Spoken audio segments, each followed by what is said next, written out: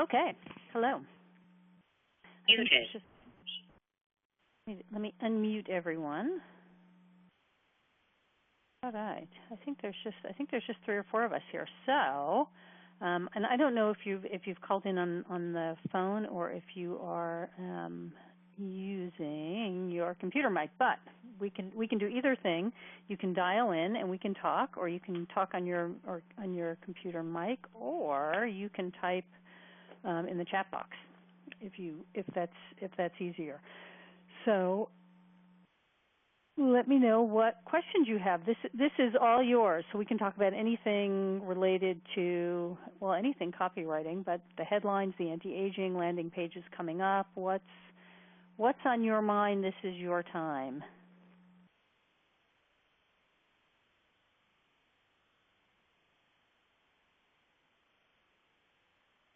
Can you hear me?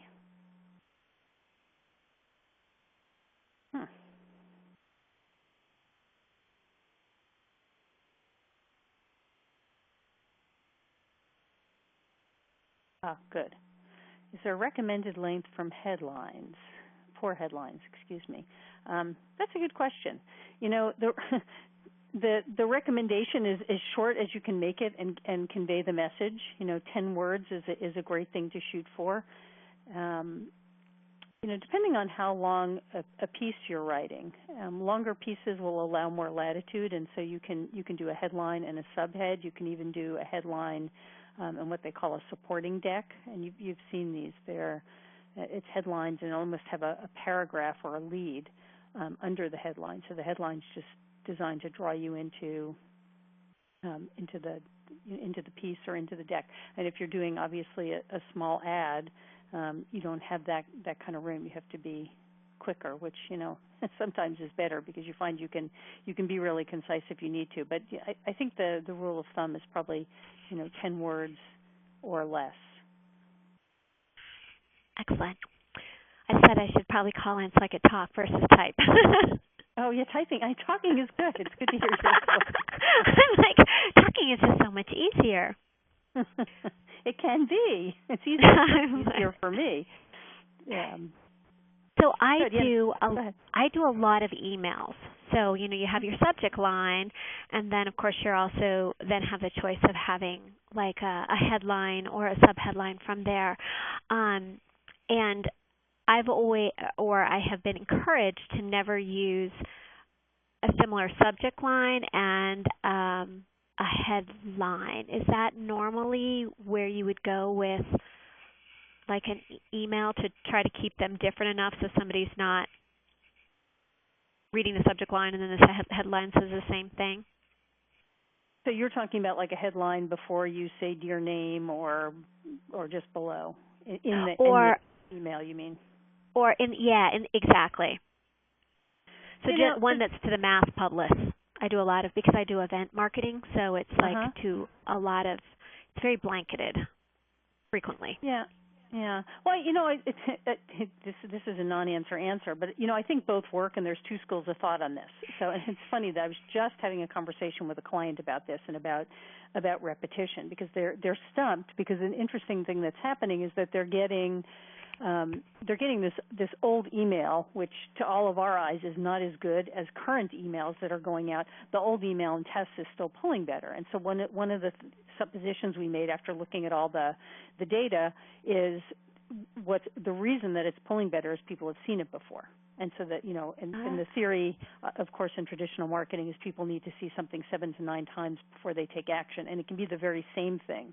And so that sometimes repetition builds credibility. I think the school of thinking in email that, you know, you've got very little of their time and attention. There's very little bandwidth, so why would you say something you've already said?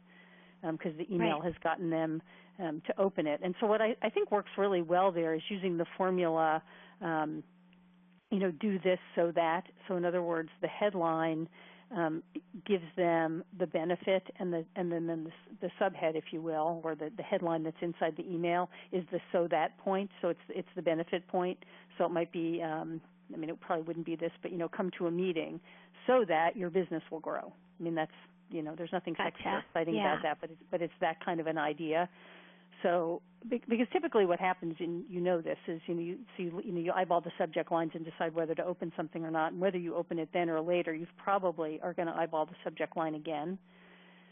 So chances are, and funnily enough, I'm going to say chances are people will read it as one sentence, do this so that. But the interesting thing is if you get an email and there is a line that's even if it's like a ... you have little ellipses because it continued from the subject line. You might tend to look up at the subject line, so you get a little bit as the writer or the marketer, you get a little bit more bang for the time because they'll actually. And I guess really as I'm talking it through out loud, I think probably you wouldn't repeat it, but you could make it similar. Okay, cool. Does that make sense? Yes, it does. And it's always challenging because, you're sending out so many emails. I mean, some of these places, I wonder how they do it because I get an email a day from them. I thought it was bad. I was sending out an email a week. I know. I get one email from this guy, and of course he sets it up to come the same time every day, and it's kind of in my last batch of emails. It's like, oh, there he is again. What? Mm-hmm. Where's all this coming from? He's probably written it years ago, but I know what you mean. So on that note, though, are you keeping? Well, not are you keeping, but are you getting reports? I mean, are you able to kind of test and look at what's getting opened and clicked through, or that sort of thing? I do, but I didn't have the opportunity to analyze it as much as I wanted to because I had so many events going on at the same time. Luckily, they restructured a little, so now I'm going to have one event that I can actually pay attention to versus 4 major events that are happening every couple months. So, but it was interesting because I definitely noticed, even without looking at the click-through on emails, times that they deployed for the audience made a big difference. And there's 2 sets of this audience, and one, if you send them a newsletter, the best time to deploy is between 11 and 2. But if you're sending them an email to register for an event, I found if I did it at 6 or 7 a.m., a central time, then I would always get right away, they open up their emails, they would register, and they would move on. If I sent it in the evening, I wouldn't get the same kind of response. Fitness instructors apparently like to be up in the morning. Yeah, and I think there's something to that first go. People pay more attention to it, and it's a time to take action. You can click those, sort of cross things off your list. You actually feel like you're accomplishing something. Yeah, you just get it done. Email. Mm-hmm. And at the end of the day, it's like, you can get to that tomorrow. It's kind of an eyeball for, is there anything urgent I have to deal with before I go, or have on my mind for first thing. And an invitation to something out of the blue is not going to be that probably. Where in the morning, I think that's absolutely true. And interesting with the newsletter in the midday, because that's obviously the other big email check is lunchtime, before and after. You can get someone before. They may just sit and read something on their smartphone during lunch just because. Exactly. So it's been interesting. I don't come from a strong writing background, so when I first started writing the emails, it would just take me hours. I mean, it was full blank space in the brain. Every time I'd sit down and try to write anything, it was just oh, this is killing me. So it's gotten better. Not perfect, but better. Good. It's funny how practice works, huh? Jeez, I tell ya. Uh-huh.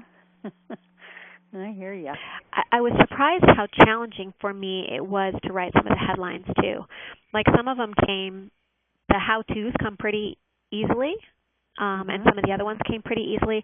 I really struggled with the last couple. Journalism came relatively easily, but the last 2, which was doing more of the testimonial style and I'm saying guilty pleasure. That's not what it was called. Damaging admission. Exactly. Thank you. It's not guilty pleasure, but that one was the hardest one for me. I kept on writing them and rewriting them and writing them and rewriting them, and I was just finally okay, stop. That was a hard one for me. I'm not quite sure why that was so challenging. Huh, interesting. Yeah, and somebody else, and I think you're on the call, and I won't out you, I promise, but somebody else had a really hard time with the fear-based headlines, and it's just certain things can just feel, I think, manipulative or awkward or not genuine, and it's a good thing to find out which things you have a comfort level and which you don't. Yeah, the first three, the benefit ones, that was easy. You know, those seem to come across pretty well for me. The fear one also was a challenge one for me. I went back and forth with those quite a bit, and I would start them, and then I would stop them, and then I would go to something else, and then I would come back to them. It's just the last three in general were harder for me, on my last three on my list. Yeah, and I was trying to mix them up a lot, too. Mhm. Yeah, and you know it's and I don't think I've gotten to look at yours. You just submitted them, didn't you? No, I just submitted it. Yeah, I was traveling all last week, so I've been playing catch up for a solid couple days. Yeah, no worries. I was just thinking, trying to think back because I believe it or not, I actually remember some of these things and what people wrote, but I don't think I've seen yours. So yeah, I'll be interested to take a look. Cool. Well, anything else you have on this, or anybody else have any comments on this, or thoughts, or your own questions?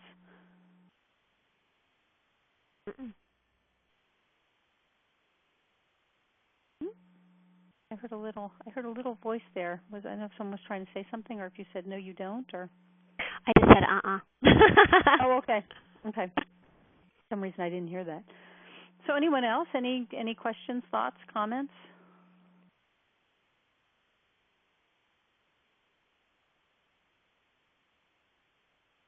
And if you're not live speaking, feel free to type them in the box. And it can be you can type it in the box, or your questions can be out of the box. I mean, it can be just anything about, anything to do with copywriting, because we can use this time however we want. This is actually a new format for this session, where rather than deliver the content, we're talking about the content. So I have not prepared a lot of things to talk about, because this is kind of an experiment. So I don't know if that's good or bad, but that's what it is. And I'm completely open to this time being free form, or not using it or not staying. We don't have to be here if people don't have questions or things they want to pick my brain about. And again, it can be anything. Yeah, go ahead. I heard a deep breath, like someone was going to say something. This is Tina again, Christina. I am just starting to redo, and I have not had full time to be able to look at this week. So we change our website every single year, then everything changes on it. Not necessarily the actual marketing campaign as in the look and feel, but everything text-wise and kind of layout-wise and everything that you can do. When you are setting up doing a web layout, do you do a similar format that you do with like the index cards? Do you like that kind of style when you're looking at how to lay it out, or do you kind of cards for that? I have to use a pen and paper. It's funny. I almost always find that I start at the keyboard, sort of writing out. I'd like just to get the thought process flowing, but I have to almost draw a diagram to see what goes where. And it's funny because I'm not a good creator of visual, and I'm not a graphics person, but I have to have that's one thing I have to have some kind of visual on to figure out the flow of. And it's there's a lot of, depending on what you're doing on the web and what you're creating, there can be a lot of moving parts. And for each of the moving parts, there can be a lot of details and things that need to be connected. So I think it's really nice to see it. It's kind of like a wireframe, but like a written wireframe, I guess, is how I do it, with lots of just arrows and boxes and circles. And I think it's more, however you organize things in your mind, however you can best see them. And sometimes, for me anyway, and it depends how familiar you are with the topic. Like with what you're doing, you're probably familiar enough with it that you don't have to sort of think through all of the pieces because you know them. Although you may, I don't know, depending on how much it changes. But I think it depends how well you know your subject. When I'm writing for someone, for example, where I don't know everything about them yet or understand everything about them, sometimes I have to actually draw and write at the same time. And what I mean is kind of lay it out, but then see, how much really is there to say, and how can you break it up? Because it can be hard to. I mean, you can create your bullets or you can create your diagram, but sometimes it parses itself out differently when you actually sit down to write it. But I like to start with and I use my whiteboard sometimes. I've got to just see it even like bigger than the page, just to be able to think. So I think whatever serves for getting that creative process going, but then getting it all organized. I always picture sort of like there's all these, I don't know, for lack of a better thing, like pieces of paper that are floating around up above me, and it's my job to sort of like corral them all and get them in a funnel and get them stacked and organized. And that's what it is like there are, all the pieces are known and they're out there. I just have to figure out what they are and what order makes sense.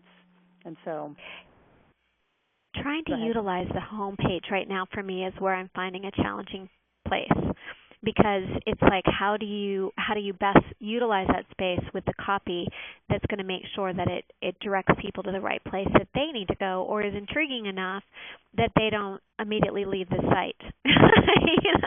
I mean, it's I can drive them to the conference session or the speakers or whatever, but like what is their path logically going to be that is going to take them to the right places that they need to be? If they have to click on 18 places, have I already lost them because they can't find their correct information? So the homepage right for me right now is a really challenging spot. Well, I think one way to do that is, if you can come up with the one overall benefit, like what they're going to get from the event or what the event is, and that wouldn't necessarily be the event title, but it might. Depending if it's, there's like a benefit-driven event title. But I think having something about the event or what the event is going to do for them, what the benefit is. So in other words, when they land at the page, they, you read, 7 to 10 words that say, this is where you are, this is what this is. And I'll give you an example because I've just this morning pulled 5 different web pages to do this for another talk that I'm giving. So, but let me take that a step further before I go there. So then, if there are different things that are going to be of interest to different people, and it sounds like there are, I think the best way, at least to try and do it, there are 2 approaches typically, but I think is putting yourself in the shoes of each of those people that want that information.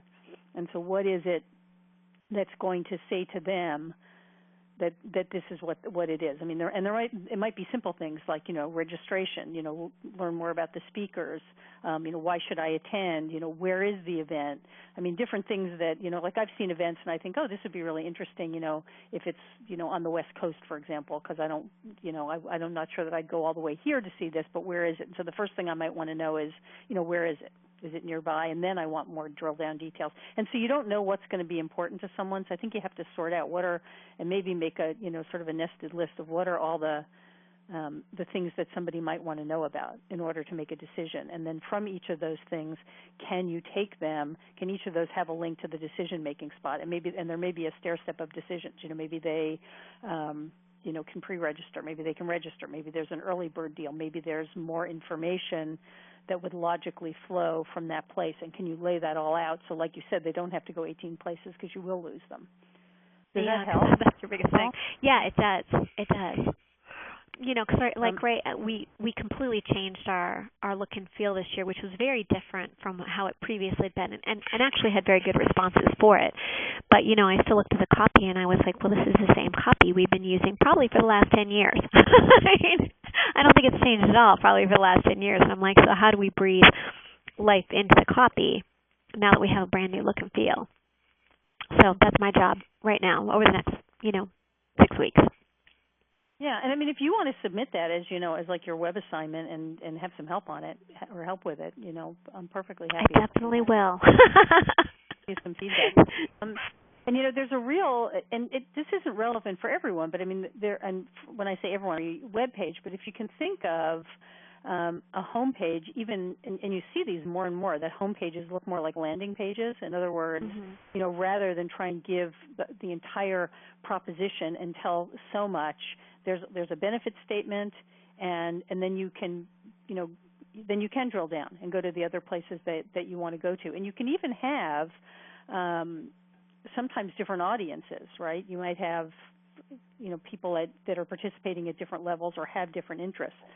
Excuse me, and so you can divide your information by that. Like I'm looking at a page right now. It's a home page. Actually, let me see. I think I can show this. believe I can.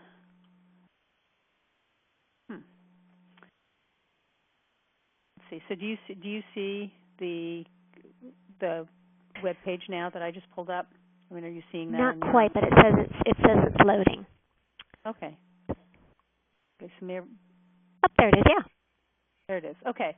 So this is a home page. Landing pages are the next evolutionary step in online marketing.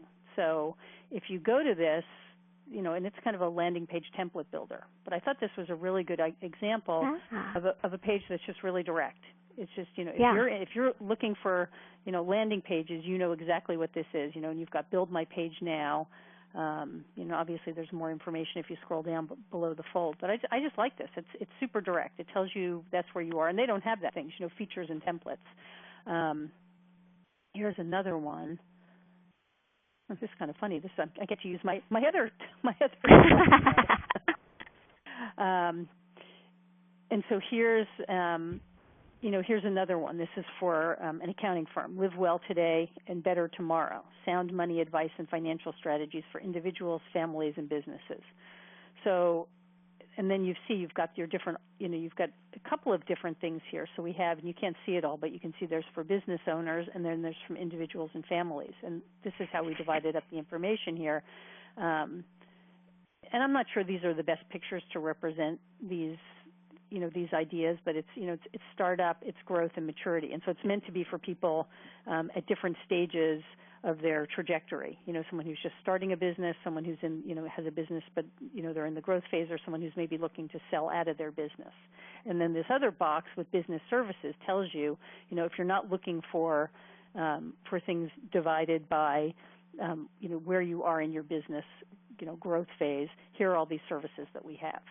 And the box is similar for the individuals and families below. So I thought this was a nice way to take a lot of information and a lot of choices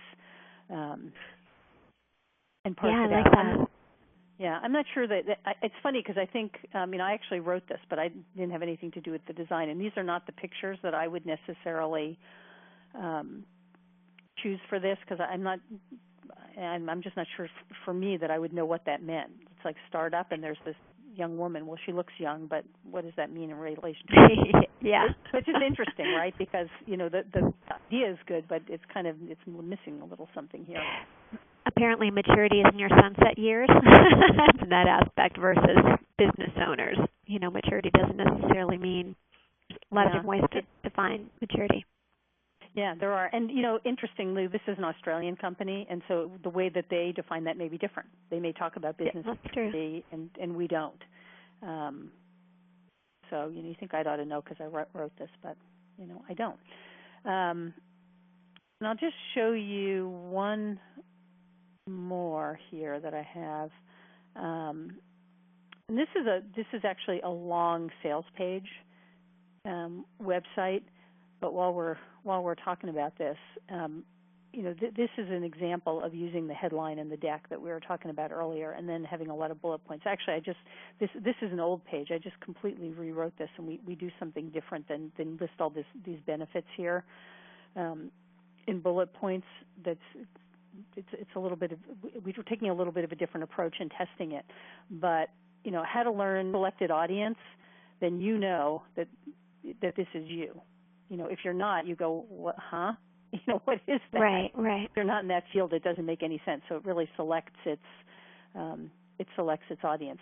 The reason I showed you the other one, the accounting one, is I thought it was just a good example of how do you take a lot of information when there's a lot of places to direct people and take them places. This page is designed to just get people to read and read and read, but to first identify on what they are. It's actually designed so they can skim and find the thing that's relevant to them, because it's actually, they didn't have it in Word, and I was working on it this week, and I had to cut and paste it, and it was 34 pages long. It has a lot of graphics. Oh, jeez. And that's all going on one page of the website, or they had multiple could get to all those different places? One page. Wow. And it's worked really, really well for them. I've written various iterations of this for them over the last year and a half, and they all pull really well.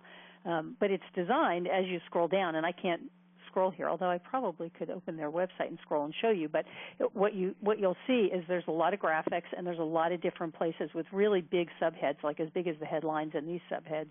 So you could get in at any point, and that's what it's designed to do. So you see something that grabs you, like you get a certification from this, and there's like a picture of a diploma that takes up a whole page, and oh, well, how does that work? Oh, I could get certified now. Maybe I'm interested in reading something else. If this is something that'll go on my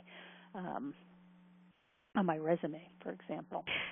Well, I always worry about that too, because I'm like, well, if it's not above the fold, am I going to lose people just for that reason? They click on a page that they have to scroll down. Will they only go to a certain point, or how do I divide that page well enough, be it with graphics or visuals or whatever, to keep them moving versus lose them because it's, not above the fold. And especially if people are using laptops, the fold is even higher or less space, I guess I should say. Yeah, but I think this particular style of website, the sales page website, I think it's designed just for that. And see how you use them, as you run into them, if you do. I think they're designed. I know they're designed for scrolling through and just seeing what catches you. But you've usually been redirected here from somewhere. So you're already ready for it. Yeah, it could be a click through. It could be a click through on an email, but it's very, it's selling a course, but it's a very specific target audience, and so there's a lot of information. I think when you're driving people to a website about an event, it's a different kind of a decision-making process that they're going through, and so I think it would behoove you not to have a really long page, but to have it divided up. And sometimes people divide it up, and you've seen it where they're just jumping you to a different place on the page, and it is actually a long page. Yeah, I've tried to use a little of that where I can have them jump down to a different part. So I don't have to look at all of it.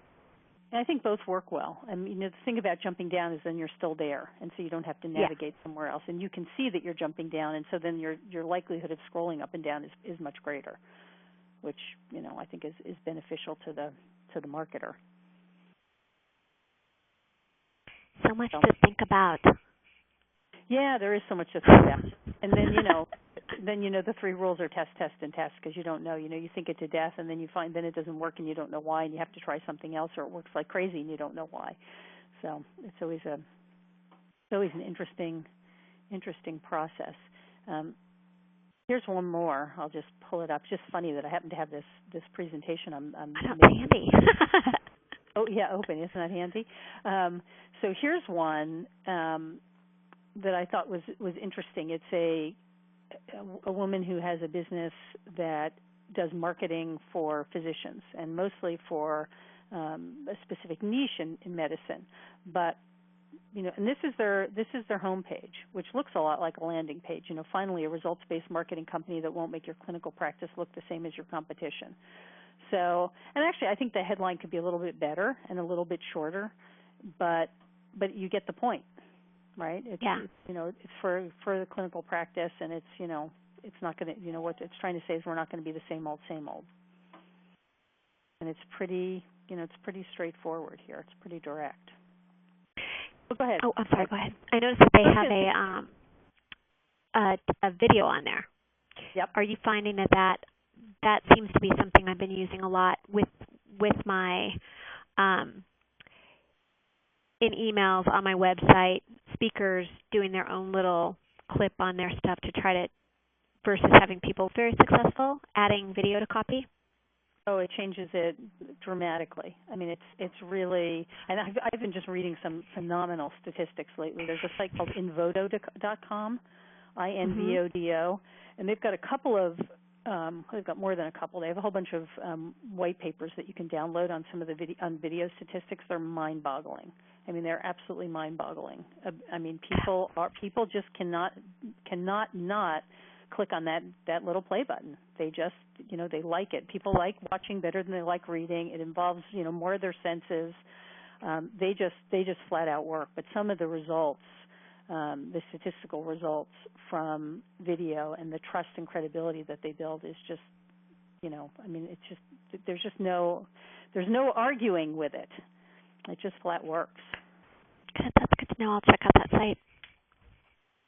Yeah, and I tell you, I did a really interesting experiment a couple of summers ago for my copywriting business, where I made a series of 20 videos, and they were kind of with SEO in mind, and just they were little things. They were none of them longer than 3 minutes, but it would be a tip, and I did them with PowerPoint slides. They were maybe some of them were 2 or 3 slides long, some of them were 4 slides long, so pretty short, and I uploaded them all within about 45 days, 20 videos, and I went right to the top of the Google search for Seattle copywriters, which was my thing throughout in all the titles.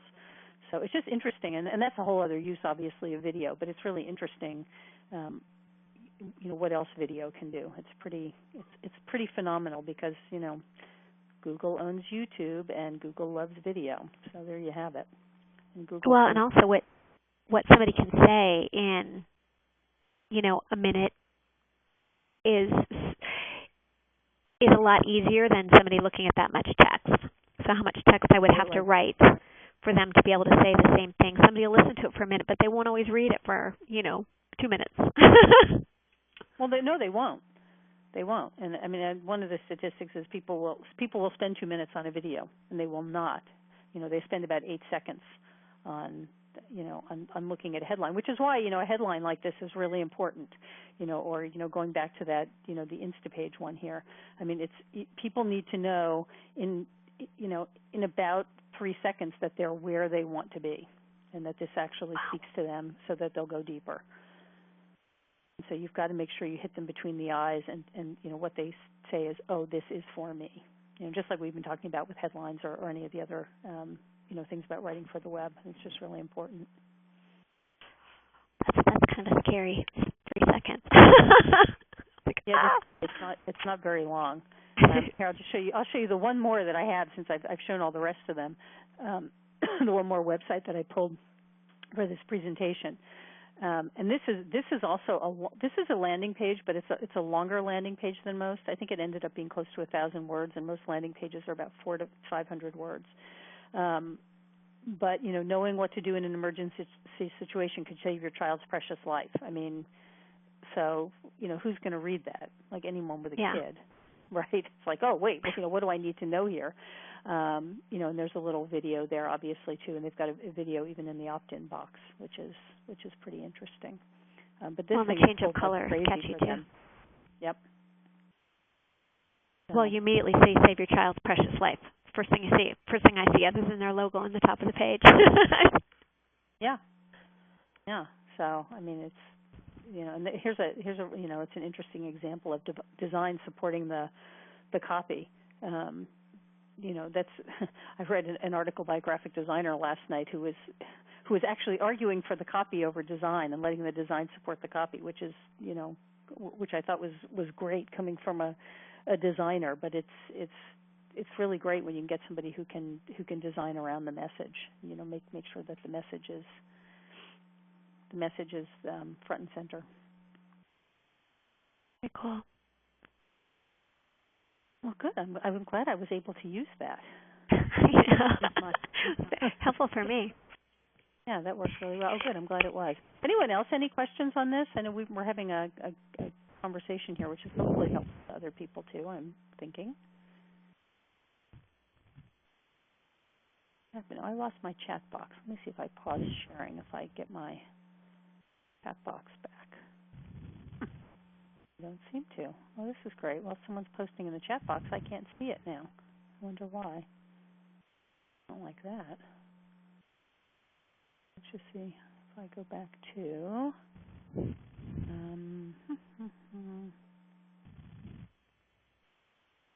Oh, okay.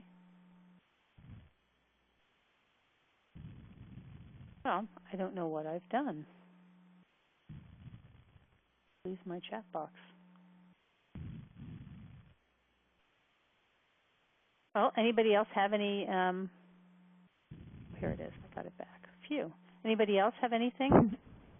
Either by voice or chat. Now that I can see the box.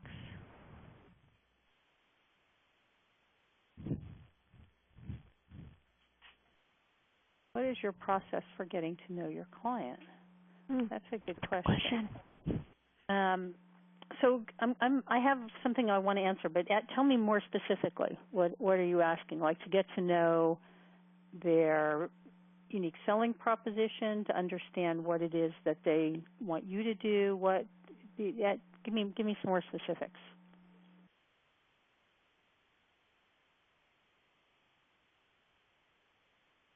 I'm just waiting for Anne to type in more specifics. Both, to represent from sales perspective mostly. So what I do is I have a questionnaire. And I'm happy to share it with you. And I kind of think of it as a framework, and then it takes me very little time, like less than 10 minutes, to customize it for somebody's business. And typically when I'm doing that, I come up with a couple of questions that are just unique to them. But I have found that it's pretty detailed. I sent one to someone a couple of weeks ago, and she said, "Oh, I took it." I know she was traveling somewhere. She took it, and I figured I would print it out so I could take it. And so I went to get the first page, and then it printed, and it printed, and it printed. It's about 4 pages long, but it really helps. I think it's a good thought exercise for the client, because sometimes they don't have all the answers, and it's really helpful for you, because often people will give you exactly what you need to do whatever project it is that you're doing for them, or whatever you're doing for them on a project. And interestingly, I think as copywriters, we often think our job is creative, and so that we have to create something entirely new. And the truth is that's not always what's needed. What's needed is a new interpretation of what they've already got. And so obviously they know more about their proposition and their company and their business than you do, but they don't know how to express it to you. And so the questionnaire really helps to refine, get some of their thinking out of their head and onto paper. And it's, for a lot of people, it's not an exercise that they've done before. And so some of the questions, they'll come back and say, "Oh, geez, I don't even know. Can you help me figure this out?" But so yeah, and I will post the questionnaire so that you can see it and use it. Break it up in a way that works for you, or rewrite it in a way that works for you. But the other thing that I like to do with people is when I talk to them for the first time, and I like to get people on the phone if I can, because just more comes out when you get people talking and you ask them a question. They're going to say a lot more than they'll end up writing.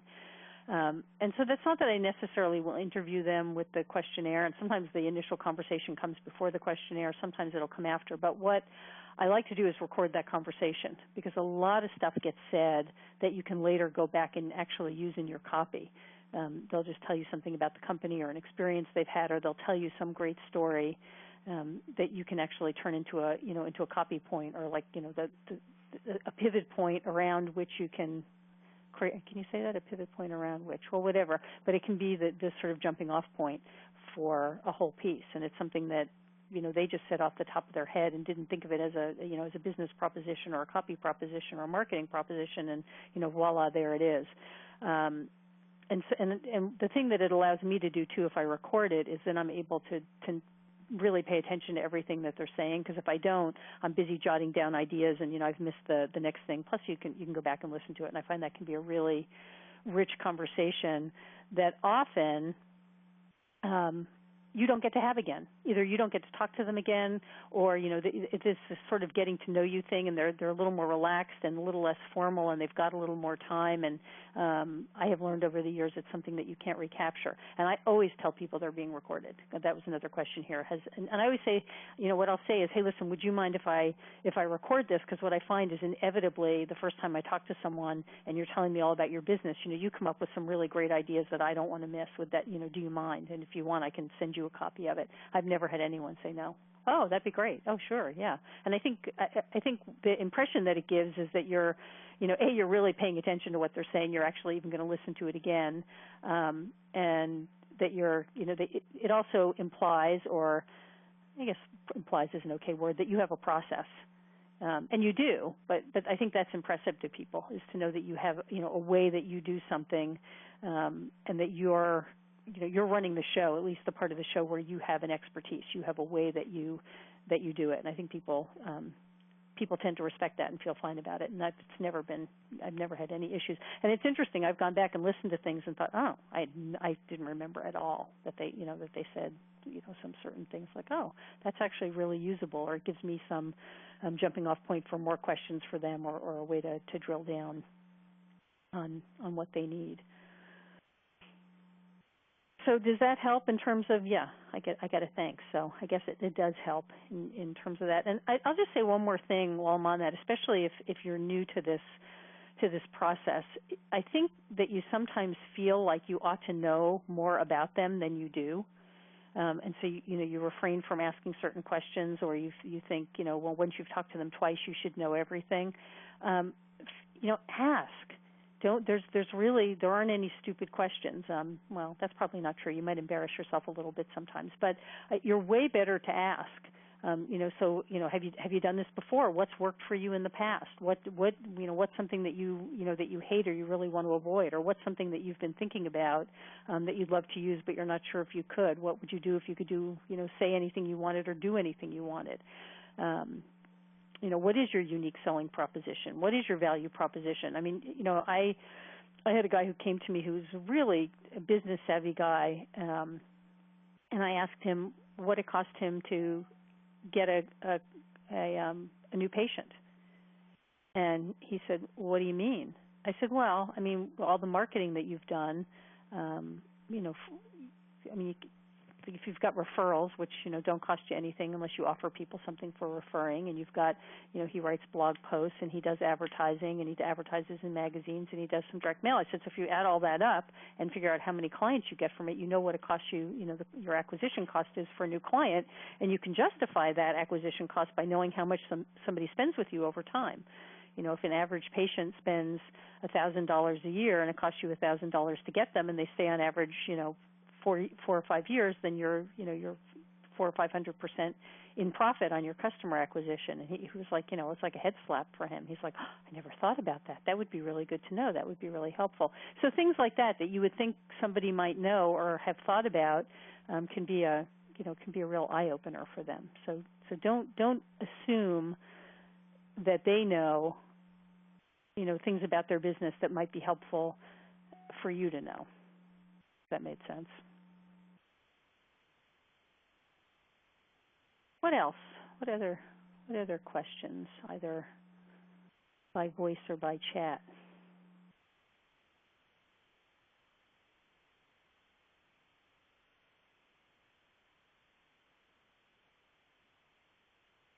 I'll just give you a moment in case anyone's typing anything into the chat box.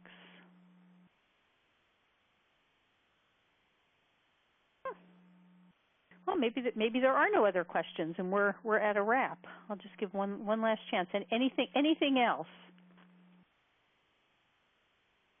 Okay, good deal.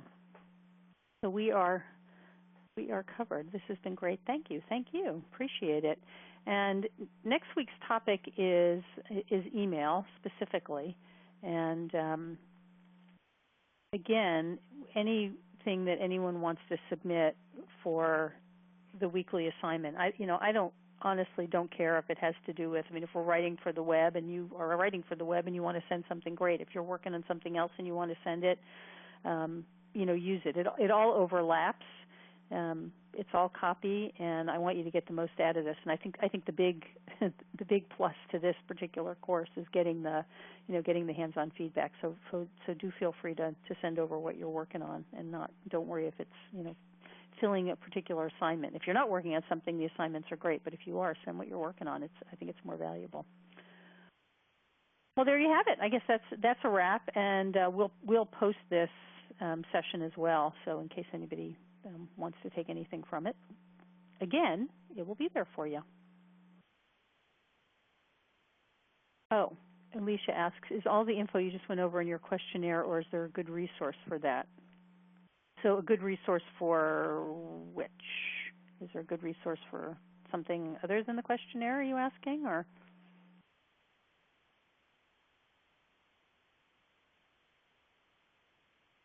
Oops. Oh, hold on a second here. I just lost my screen. So tell me what you're specifically asking a good resource for, because I'm not certain if I can. Let me just make a note while you're responding, perhaps, that I promised you I'd upload the questionnaire. Sometimes what I don't write down, I don't remember.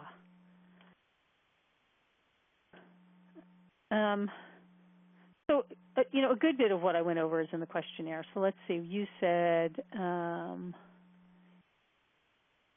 I see. If it's not in the questionnaire, is there somewhere we can go to get proper questions to ask? That's a good question.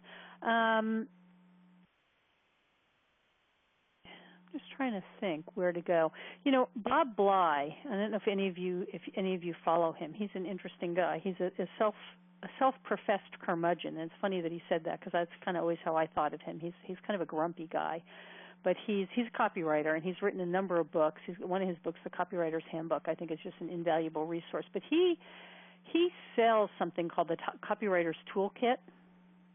He's got a lot of ebooks on his site. He's got, I can't even imagine how many, but they're all $29, and he packs his stuff with really good, valuable information. But he has one of his pieces is called the Copywriters Toolkit, and he's got a questionnaire in there. He's got a lot of different forms and all the different pieces that he's used over time. So that could be a good resource for all kinds of bits and pieces. And I think another good thing to do is just get other people's questionnaires and see what they're using. But also, as you're talking to people, figure out where the gaps are. What kind of information aren't you getting? And I'll just say something by sort of a little side note there. Sometimes people don't want to be forthcoming until they know you better. They feel very proprietary about whatever their business information is, or they're embarrassed to admit that they don't know something. And so you can think it has something to do with you, and it doesn't. But what I think is always a good plan is to look for the gaps. Where, what aren't you getting from them? You'll see the questionnaire that I have goes in pretty good detail. So I don't think it leaves a lot out. But I think that, there are things like, somebody I'm writing for right now, I just asked them, what's your funnel process? Where, they want me to write this certain piece. Like, what are you trying to accomplish? What is the ultimate goal that you're trying to accomplish? And that can be a good question to ask somebody. What's the result you want from this piece? And that can, what am I trying to say? There can be all kinds of answers to that, because right at the end of the day, people want to do more business, but is there a process? Are they trying to get people, and have they thought through the process? You might have someone coming to you and they're saying, write a letter so I can sell this, or that. Well, a question to ask might be, have you done that before? Has anybody else in your industry done that before? Do you have any evidence that you could write a 3-part, letter and get somebody to part with, X amount of dollars? And it doesn't mean that if it hasn't been done, it can't be done. But it's really good to know what somebody is expecting from you, if they'll tell you. And the hard thing to do then is sometimes to get people to tell you the results. What kind of results did it get? And they'll be, they can be really cagey about that. They don't want you to, they don't want you to know exactly, especially if they were good for some reason. Anyway, I'm rambling a bit, but I think part of knowing the questions to ask, I think that my questionnaire is a good jumping off point, and then just notice what are you missing from people? What are people not giving you, or where are you stumped that you're not getting information, or you don't know where to fill in the blanks? Because that's probably exactly what you need to know from them, and they may not know. So, how's that for a long-winded answer? I seem to specialize in those sometimes. Okay. Anything else?